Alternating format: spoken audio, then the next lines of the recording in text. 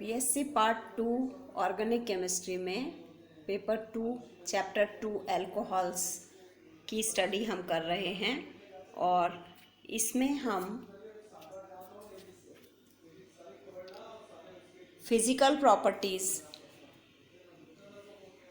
जो है उनको अगर हम देखते हैं तो हाइड्रोजन बॉन्डिंग के कारण जो फिज़िकल प्रॉपर्टीज़ हैं अल्कोहल्स की, उसमें बॉइलिंग पॉइंट्स इंक्रीज़ हो जाते हैं इनके मॉलिक्यूलर वेट के साथ। जो जनरल ट्रेंड आता है हमारा, अगर मॉलिक्यूलर वेट इंक्रीज़ होता है तो बॉइलिंग पॉइंट्स इंक्रीज़ होते हैं। ब्रांचिंग अगर चेन में कम होती है, ब्रांचिंग अगर ज़्यादा होती है तो बीपी कम हो जाता है, बॉइलिंग पॉइंट जो है वह कम हो जाता है। और हम देखते हैं कि जो प्राइमरी है उसका बॉइलिंग पॉइंट सबसे अधिक होता है, फिर सेकेंडरी का और उसके बाद टर्शरी का। यानी ब्रांचिंग अगर बढ़ रही है तो बॉइलिंग पॉइंट डिक्रीज़ होता जाता है। हाइड्रोजन बॉन्डिंग की प्रेजेंस के कारण बॉइलिंग पॉइंट बहुत अधिक होते हैं अल्कोहल्स के, उनके कोरिस्पॉन्डिंग ईथर्स, हैलोजन्स और एल्केन्स के मॉलिक्यूल्स के तुलना में। जब हम उन्हीं का मॉलिक्यूलर फार्मूला लेते हैं और उनके जो आइसोमर्स हैं उनके साथ उनका कंपैरिजन करते हैं तो हम पाते हैं कि अल्कोहल्स का बॉइलिंग पॉइंट अपने साथ के समावयवियों की तुलना में अधिक होता है और इसका कारण भी हाइड्रोजन बॉन्डिंग है, जैसा हमने पहले देखा है। हाइड्रोजन बॉन्डिंग एक बहुत इंपॉर्टेंट प्रॉपर्टी है, हम एक बार दोबारा से इसको रिवाइज कर सकते हैं। When hydrogen atom is present between two more electronegative atoms and it attached with one atom tightly and loosely bounded with another atom through weak van der Waals forces called hydrogen bonding। परिभाषा क्या है hydrogen bonding की, हमें आनी चाहिए, examples हमें आने चाहिए। इंट्रा और इंटरमॉलिक्यूलर हाइड्रोजन बॉन्डिंग क्या होती है ये भी हमें आना चाहिए, हम अभी पढ़ चुके हैं पहले। एक बार और हम इसको देखते हैं। इंट्रामॉलिक्यूलर क्या है? In this system hydrogen lies between two atoms and both electronegative atoms are present within the same molecule.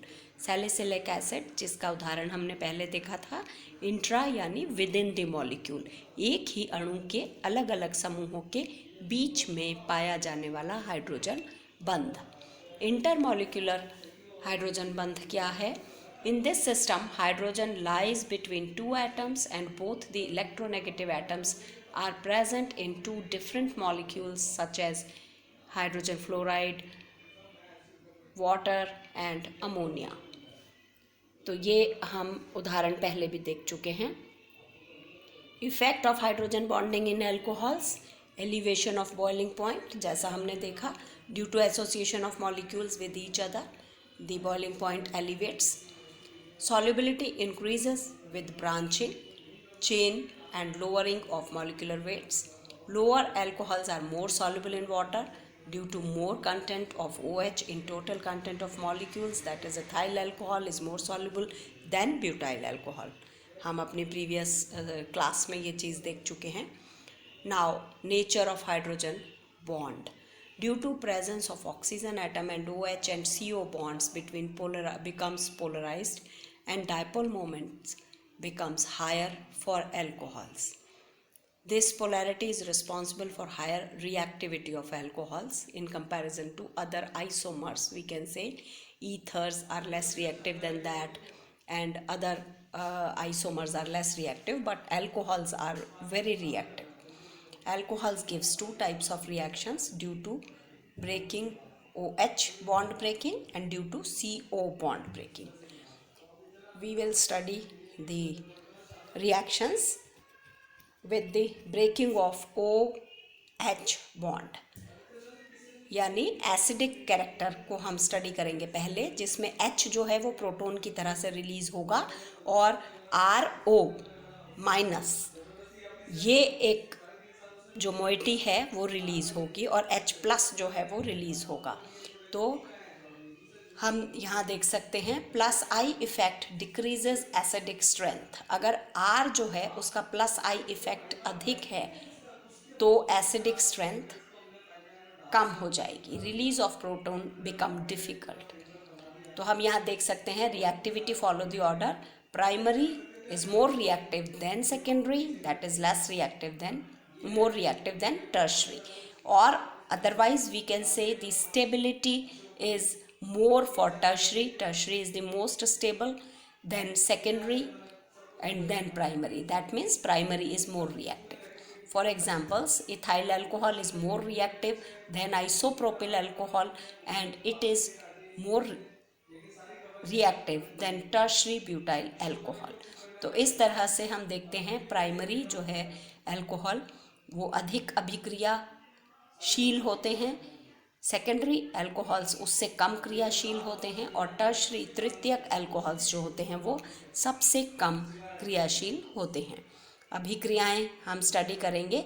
Sodium के साथ बहुत इम्पॉर्टेंट अभिक्रियाएं देता है अल्कोहल, और विलियमसन सिंथेसिस ईथर्स के लिए जो किया जाता है उसके अंदर ये बहुत इम्पॉर्टेंट एक अभिक्रिया है, जिसमें अगर हम अल्कोहल की अभिक्रिया सोडियम के साथ कराते हैं तो इसका सोडियम डेरिवेटिव बनता है, हाइड्रोजन निकलती है, और जब यह सोडियम डेरिवेटिव किसी भी हैलाइड के साथ में रिएक्शन करता है तो ईथर हमें प्राप्त होता है, यानी हैलाइड चेन जिस भी एल्किल ग्रुप के साथ लगी हुई है तो NaX निकल चला जाता है, और यहाँ पर हमें ROR- या ROR ये हमें एक इथीरियल कॉम्प्लेक्स प्राप्त होता है। तो अल्कोहल से ईथर बनाने का विलियमसन सिंथेसिस इस अभिक्रिया पर के द्वारा बनाया जाता है के साथ अल्कोहल्स की अभिक्रिया, जिसमें हाइड्रोजन जो है वो रिप्लेस होता है सोडियम के साथ, और सोडियम डेरिवेटिव वहाँ पर बनता है जो फर्दर हमें ईथर देता है। अगली बहुत इम्पॉर्टेंट अभिक्रिया इसकी एसिटाइलेशन की अभिक्रिया है, जिसमें H जो है वो अलग निकलता है, और हमें एसाइल क्लोराइड के साथ में अगर अल्कोहल की अभिक्रिया कराते हैं तो हमें एस्टर्स प्राप्त होते हैं। तो ये भी एक बहुत इम्पॉर्टेंट अभिक्रिया है। एसिड के जितने भी डेरिवेटिव्स हैं जब वो अल्कोहल के साथ अभिक्रिया करते हैं तो हमें जो हैलाइड डेरिवेटिव है वह अगर अभिक्रिया करता है तो हमें एस्टर मिलता है, और एस्टर का सिंथेसिस भी बहुत इम्पॉर्टेंट सिंथेसिस है, क्योंकि एस्टर्स बहुत इम्पॉर्टेंट रोल प्ले करते हैं इत्र बनाने में। एस्टर्स का बहुत हमें सिंथेटिक परफ्यूम्स बनाते हैं जब हम, तो वह एस्टर्स होते हैं अलग अलग। तो लैब में एस्टर्स को बनाने के लिए हमको यहाँ पर एसाइल क्लोराइड के साथ अभिक्रिया करवानी होती है, तो हमें जो प्रोडक्ट है वो एस्टर प्राप्त होता है। तो एसाइल क्लोराइड के साथ ये इम्पॉर्टेंट रिएक्शंस देते हैं, सोडियम के साथ यह इम्पॉर्टेंट रिएक्शंस देते हैं, जिसमें ये जो अभिक्रियाएं हैं ये H के कारण होती हैं, यानी breaking of OH bond acidic character के कारण।